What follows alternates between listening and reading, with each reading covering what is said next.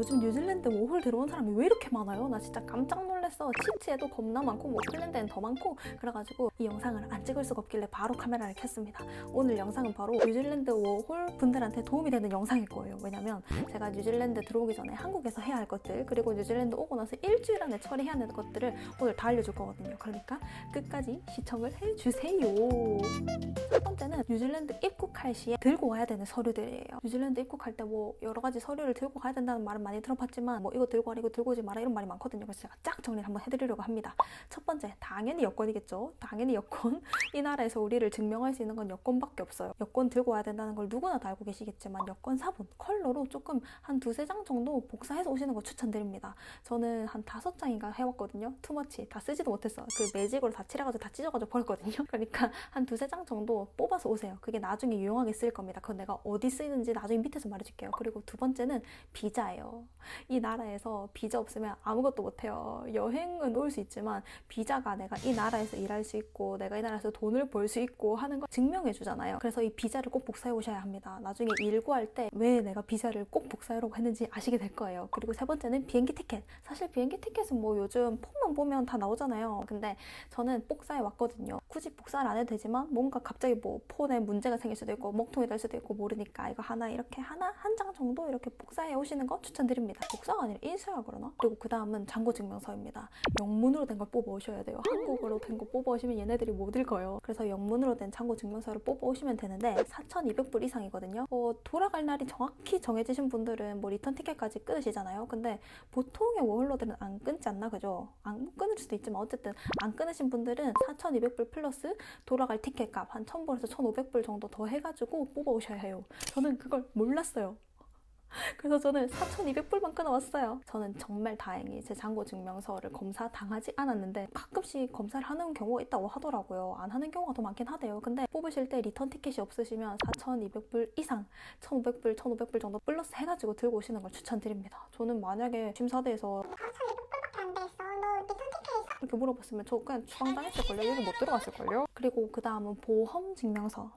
저는 워홀이 보험을 꼭 들어야 된다고 알고 있거든요. 근데 뭐 필수든 아니든 사실 1년 동안 해외에 사는 건데 무슨 일이 일어날지 모르니까 보험을 꼭 들고 오시길 추천드려요. 그래서 이 보험도 드신 뒤에 영어로 된 거 몇 장 인사해서 오시면 좋습니다. 보통 현대, 삼성, 뭐 어시스트 카드, 그리고 마이뱅크 여기서 많이 든다 하더라고요. 저는 삼성으로 들었는데 보장 잘 보교해가지고 들고 오셨으면 좋겠어요. 저 한번 써먹었거든요. 응급실 가가지고 그때 한 500불, 600불 이렇게 나왔는데 거의 다 돌려받더라고요. 다는 못 돌려받았어. 왠지는 모르겠는데. 그리고 납세 증명서. 사실 이거는 저는 안 뽑아왔었는데 얼마 전에 워홀로 뉴질랜드 들어온 플랜메이트가 납세 증명서를 또 요긴하게 썼다 하더라고요. IRD 신청할 때 납세 증명서를 쓰는 경우가 간혹 있다 하던데 저는 잘 모르겠어요. 납세 증명서 까지 필요한지는 잘 모르겠는데 홈택스 가셔서 뭐 바로 뽑을 수 있으니까 뽑고 싶으시면 정말 걱정이 많으시면 한번 뽑아오시는 것도 추천드립니다. 저는 안 썼어요, 납세 증명서를. 근데 또 블로그 보면 이걸 또 썼다는 분도 있고 뭐 그렇더라고요. 어쨌든 납세 증명서. 그리고 그 다음은 면허증.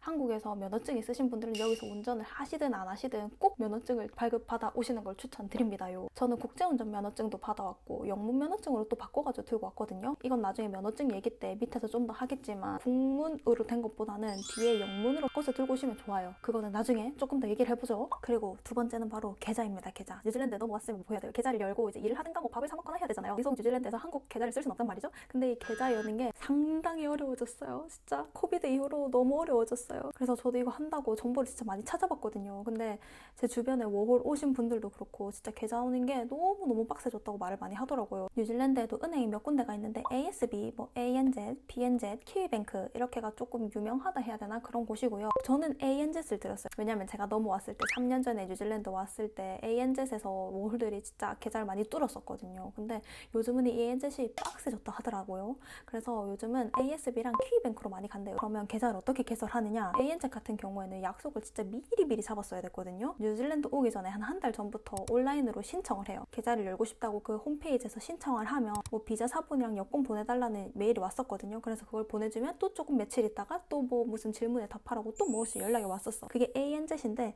ASB는 당일로 열 수 있는 곳도 있다고 하더라고요. 키위뱅크도 그렇고. 근데 이것도 모든 ASB에서 당일로 계좌를 오픈해주는 건 절대 운 좋은 사람들. 사실 이것도 진짜 전바점이라 가지고 많은 후기를 찾아보면 찾아보시는 게 너무 중요합니다. 남쪽 나라 카페 같은 거나 뭐 네이버 블로그 같은 거 있잖아요. 그런데 뭐 뉴질랜드 워홀 계좌 오픈 뭐 이렇게 쳐가지고 어떤 지점에서는 이걸 당일에 열어주더라 하면 그 지점을 가보세요. 그러면 당일에 열 수도 있거든요. 근데 계좌가 왜 열기가 어렵냐면 바로 거주지 증명서 때문이에요. 거주지 증명서. 계좌를 신청할 때 필요한 게 여권, 비자 사본, 거주지 증명서거든요. 사실 뉴질랜드 처음 오면 바로 뭐 플랫 구해가지고 들어가고 그러지 않잖아요. 보통은 뉴질랜드 넘어오면 호스텔에 많이 살잖아요. 저도 그랬어요. 저도 호스텔에 3일인가 살다가 넘어갔었거든요. 근데 호스텔에서 주는 거주지 증명서를 받아주는 데도 있고 안 받아주는 데도 있거든요. ANZ는 안 받아준다고 들었어요. ASB는 가끔 받아준다고 듣긴 들었는데 이것도 전바점이 너무 심합니다. 근데 이걸 시도를 해볼 수 있잖아요. 그러니까 호스텔에서 사는데 계좌 오픈을 시도해 보실 분들은 호스텔 리셉션 가서 Proof of Address 달라고 하면 리셉션 직원이 줄 거예요. 근데 거기에 무조건 리셉션 직원 사인이 들어가 있어야 돼. 사본 절대 안 돼요. 무조건 원본이어야 돼요. 근데 이것도 후기를 잘 찾아보고 이걸 받아주는 곳으로 가셔야 시간 낭비를 안 하실 거예요. 후기 찾아보면 뭐 키뱅크 어느 지점은 안 요구하더라, ASB 어느 지점은 뭐 당일에 되더라 이런 데가 있으니 그런 거 후기 잘 읽어보시고 꼭 성공하시기 바랍니다. 계좌 개설이 제일 첫 번째 큰 관문이거든요. 그리고 저도 후기 읽어보다가 발견한 건데 ASB는 온라인으로 하루 만에 열었다는 후기를 본 적도 있거든요. 그러니까 그런 후기 꼭 찾아서 읽어보시기. 그리고 그 거주지 증명서가 영문 등기부 등본을 뽑아가면 된다는 말이 있어요. 근데 이것도 받아주는 곳이 있고 안 받아주는 곳이 있어요. 그 영문 등기부 등본은 한국에서 뽑아가는 서류거든요. 한국 주소가 영문으로 적혀져 있는. 그래서 직원한테 이 서류를 제출해 보시고 받아주면 땡큐고 안 받아주면 다른 방법을 찾아야 되는 거. 계좌만 개설하면 정말 다른 거는 문제없이 잘 하실 수 있을 테니까 계좌 개설만 조금 힘을 내보도록 합시다. 그리고 어떤 카드를 만들어야 되냐면 데비카드가 한국의 체크카드거든요. 그래서 데비카드를 만들면 됩니다. 그리고 세 번째는 뉴질랜드 IRD입니다. IRD는 뉴질랜드 세금 신고 번호예요. 뉴질랜드에서 일하려 하면 세금 내야 되잖아요. 그래서 IRD를 개설을 해야 합니다. IRD 개설하려고 할 때 뱅크 스테이트먼트라는 게 필요하거든요. 또 뭔가 좀 어려운 용어가 나왔죠. 이 뱅크 스테이트먼트 어렵지 않아요. 입출금 금액을 만들면 되는 거예요. 입출금 기록을 만들면 되는 거예요. 돈 넣었다 뺐다 뭐 입금했다 출금했다 하는 거 있잖아요. 입출금 한 그 영수증 가지고 데스크 가서 나 이거 뱅크 스테이트먼트 뽑으러 왔어 하면 그 리셉션 직원이 뱅크 스테이트먼트를 이렇게 차 하면서 줄 거예요. 어렵지 않죠? 근데 뱅크 스테이트먼트를 받고 꼭 해야 되는 게 있어. 은행 어플에서 뉴질랜드 주소로 주소를 변경하는 거예요. 한국 주소 이러면 안 돼요. 뉴질랜드 주소여야 돼. 왜냐면 내가 여기 살고 있다는 걸 입증해야 되거든. 그러기 위해서 이 뱅크 스테이트먼트를 뽑는 거거든요. 그리고 뱅크 스테이트먼트 받고 나서 그 은행 리셉션 직원의 사인이 들어가 있는지 꼭 확인하셔야 돼요. 아니면 다시 백해야 되거든요. 어쨌든 그 뱅크 스테이트먼트를 받았으면 이제 IRD를 신청할 차례가 됐습니다. IRD 빨리 받고 싶으면 AA 가서 10불만 내면 3일 내로 나온다 하대요. 그리고 이거는 온라인으로도 신청을 할 수가 있긴 있어요. 근데 이 온라인이 후기 찾아보니까 좀 오류가 뜨는 경우가 많다 하더라고요. 근데 또 다른 블로그 보니까 하루 만에 발급되는 경우도 봤어. 그래서 한번 시도해보는 건 나쁘지 않은 것 같아요. 그리고 그런 분들 있잖아요. 19년도에 뉴질랜드 워홀 신청했는데 코로나 때문에 못 오신 분들, 이분들은 온라인으로 신청 불가능하다고 합니다. 이분들은 꼭 직접 가셔서 신청해야 한다고 하네요. 그리고 이 IRD도 들고 가야 될 서류들이 있겠죠, 당연히. 이것도 여권이랑 비자 사본이랑 뱅크 스테이트먼트 정도 가져가시면 됩니다. 그리고 그 다음은 대망의 면허증이에요, 면허증. 이 면허증이 진짜 뭐 들고 가야 된다, 뭐는 안 된다, 뭐 이렇게 말이 많더라고요. 근데 제가 이번에 쫙 정리해드리겠습니다. 일단 한국 면허증을 뉴질랜드 면허증으로 바꾸는 공식적인 방법은 면허증, 한국 면허증을 들고 있다, 그리고 공증을 받는다. 이게 끝이에요. 근데 이게 정말 다양하게 파생되는 방법들이 있습니다. 제가 그리고 처음에 영문 면허증으로 바꾸라 했잖아요. 국문으로 된 것보다는 뒤에 영문으로 바꿔서 들고 오시면 좋아요. 그게 왜 그러냐면 그냥 영문 면허증만 가지고 공증 안 받았어요. 근데 그냥 영문 면허증을 제출했는데 그걸로 뉴질랜드 면허증으로 바꾼 케이스가 있어요. 그래가지고 제가 일단 영문 면허증으로 바꾸라고 한 건데 공식적으로는 영문 면허증이든 이 국문 면허증이든 무조건 공증을 받아야 합니다. 그래서 정리를 하자면 면허증과 공증을 받은 이 서류를 가지고 AA나 VTNZ나 VINZ 한 곳으로 가가지고 면허를 신청하고 받아오면 돼요. 여기서 또 들고 가야 하는 서류들이 있겠죠. 근데 여기서 제가 첫 번째 말했던 그게 등장해요. 뭐냐면 여권 컬러 사본. 여권 사본. 컬러로 조금 한 두세 장 정도 복사해서 오시는 거 추천드립니다. 여권을 걔네가 복사를 해줄 수도 있는데 돈 받아가거든요. 비싸거든요. 거의 한 1,000원 내야 되거든요. 그러니까 뉴질랜드에서 하지 마시고 한국에서 좀 싼 데 가가지고 여권 복사해서 오세요. 그래서 여권 컬러 사본, 그리고 면허증 앞뒤로 된 거 컬러. 이것도 한국에서 해보시면 좋습니다. 왜냐면 여기서 하면 비싸니까. 그리고 세 번째는 뱅크 스테이트먼트. 그래서 내가 뱅크 스테이트먼트 뉴질랜드 주소로 해야 된다고 했던 거예요. 실화인가? 마지막 다 찍었는데 처음에는 이 마이크를 연결 안 해서 다 날려버리고 방금 또 찍었는데 이 비디오를 클릭을 안 해가지고 또 날려버렸네요. 어쨌든 마지막으로 가면 마지막은 영어입니다. 영어. 저한테 DM이나 뭐 댓글로 되게 많은 질문을 주시는 게 바로 영어예요.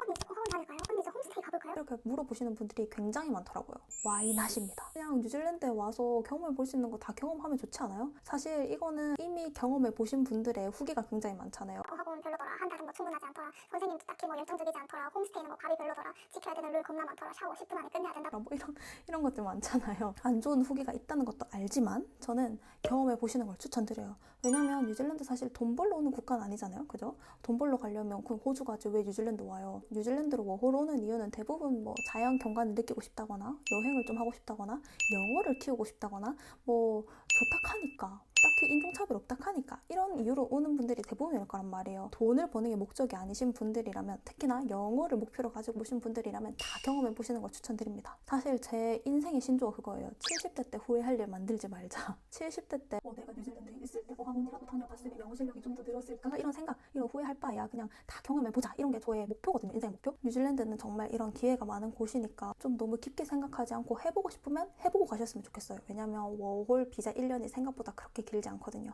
1년 진짜 순식간이거든요. 그리고 이런 질문도 진짜 많이 받았어요. 제가 영어를 진짜 잘 못하는데 의사소통도 제대로 못하는데 뉴질랜드 가서 잡을 구할 수 있을까요? 옥을 팔 수 있을까요? 저의 답은 또 예스입니다. 왜냐면 이 나라는 한인들이 하는 비즈니스가 정말 많아요. 뭐 식당부터 카페까지 뭐 정말 많거든요. 영어를 못하더라도 잡을 구하실 수 있어요. 근데 저는 개인적으로 뉴질랜드까지 왔는데 한인 잡 굳이 해야 하나? 라는 생각을 가진 사람이라서 뭐 좋은 사장님들도 있지만 제가 보고 경험한 바로는 70년대, 80년대 한국인의 사상을 가지고 계신 분들이 많더라고요.